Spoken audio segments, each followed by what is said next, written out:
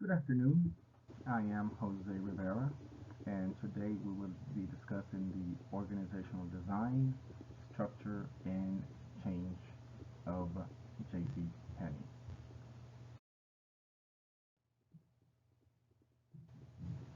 Before we start, first off, let me start by giving you a little history about J.C. Penney. J.C. Penney was founded in 1902 in Cameron, Wyoming by James Cash Penney.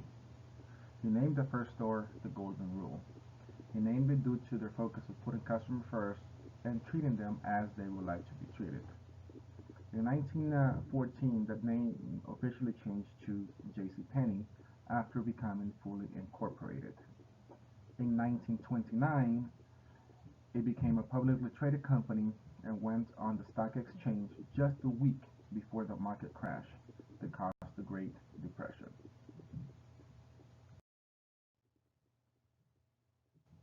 JCPenney became a very successful organization, making its first $1 million in sales in 1958. However, as of the last decade, sales have been declining and stores have been forced to close a number of locations. This was due to the company hiring different executives with conflicting strategies that led to the current situation. Uh, JCPenney's dimension that is currently underperforming is innovativeness. But what exactly is innovation? Well, innovation at its heart is an idea or concept fulfilled. It's the idea realized, the end result, and effective change meant to make something more efficient or introduce something better. So, what are the ramifications of failing to innovate? JCPenney has witnessed a decrease of customers. So the company needs to appeal to the new generation of shoppers. They need to create an experience that solidifies a place in consumers' shopping habits. Most of the consumers are shopping online with big retailers like Amazon. They also have a weakening number of sales. So with no customers coming to the store, they are not making any sales. They have also had a reduction of retail footprint because they have closed stores due to reduced revenue. They have also laid off employees. So when stores are closed, employers lose their jobs because there are no customers coming in. And finally, the biggest ramification in all is bankruptcy. This is basically when a business fails to make the money and it is forced to close all doors and stores and file for bankruptcy. JCPenney is one of the largest retailers in the country. So in order to be successful, they have to employ a bureaucratic structure design. This is due again to being a huge retailer with many stores around the country. Everything has to be standardized. The store clearly has a formal division of labor, hierarchy, and standardization procedures. Being a bureaucratic organization has harmed the creative minds at JCPenney. According to Hamill and Zanini, bureaucracy saps initiative, inhibits risk-taking, and crushes creativity. So what can JCPenney do to be more innovative? Well, they must be open and accepted to innovation. The bureaucracy of JCPenney does not allow for creativity due to its market structure. So why to continue being a bureaucratic business? Well, it's because it's efficient. Bureaucracy has clear lines of authority, specialized units, and standardized tasks. Both the market structure and the bureaucracy have led JCPenney to fall behind to online retailers like Amazon, and due to the lack of innovation, their sales have been steadily declining for the past few years.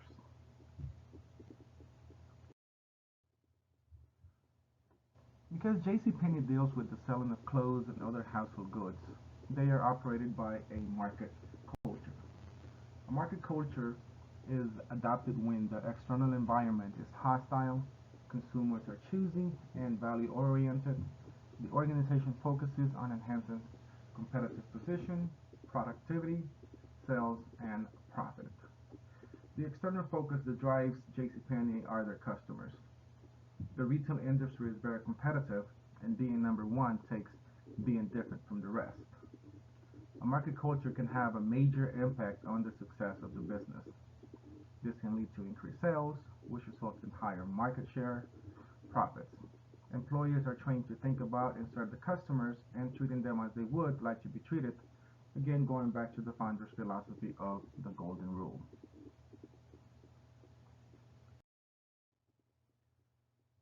Due to going through various CEOs, JCPenney has not been able to come out of the dark. The most current CEO is Jill Soltau. Ms. Soltau comes with 30 years of retail experience. She has, with Ms. Soltau at the helm, innovation will be welcomed with open arms. I do believe that JCPenney does embody a conscious culture.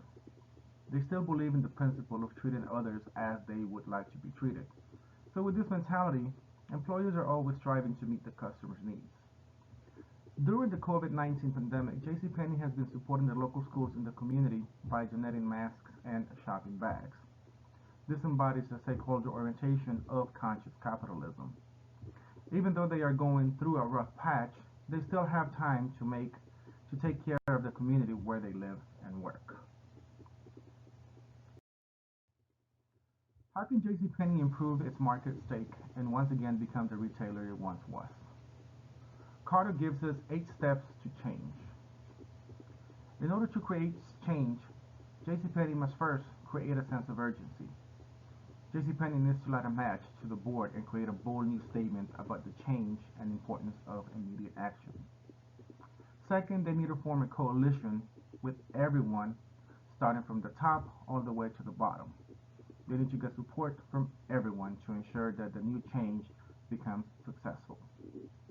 Third, they need to create a vision where they want the store to go and create SMART goals, starting with short and then focusing on long-term goals. Fourth, they need to enlist a volunteer army. What does this mean? Well, they need to motivate each and every employee to come up with innovative ways to increase sales and bring in customers. They need to talk to their employees and have them join in the new direction of the organization. Fifth, they need to remove barriers to innovation by removing all of the hierarchies, and this will give freedom to the masses to generate new ideas. Six, they need to celebrate short-term wins. A win is a win no matter how small it is. Recognize employees for their contribution and celebrate even the smallest of wins. They also need to stay in acceleration. Take that small win and propel it to a larger one. Don't stop until the change is implemented. And finally, institute the change. Make the new change the new culture. Post artifacts about the culture and make sure everyone is talking about the new and improved store. With every change, there will be challenges. Some of the possible challenges that will be faced with this change are certain managers and employees will refuse to cooperate, as it is expected with change. Due to the current bureaucratic structure, employees will be hesitant to bring new ideas, and also lack of motivation from top management and employees. So what we need to do is to get buy-in from the top management to ensure that the success of the change. We need to improve diversity in the management. We need to recognize employees who bring new ideas by celebrating small wins. And we also need to empower employees to take risks. To make sure the change is a success, we need to realign our subsystems. So what we need to do first is create an open door policy to empower employees to bring innovative ideas to managers. We also need to change the structure of the organization from a bureaucratic structure to a team-based structure. Instead of having employees competing for sales, implement a reward system that rewards team success. We also need to have a vision and a mission that is aligned with the goals of the organization. So what have we learned from JCPenney and our history? Well, the main lesson that we have learned is that we need to be open to innovation and to new ideas. Do not shy away from innovation and create an environment for the new generation of shoppers. Since we are going to a team-based approach, managers will be more like coaches. They will train employees and coach them to be better. This will help to motivate and empower individuals to work independently. Also, a new strategy will be to create job rotations where employees work in different departments, as this will reduce the monotony and boredom of the employees. Lastly, as a leader, we need to be present for our employees. We need to be there. We need to listen to them. We need to embody servant leadership by being there for them. Thank you for your time. My name is Jose Rivera, and I thank you for listening to my presentation.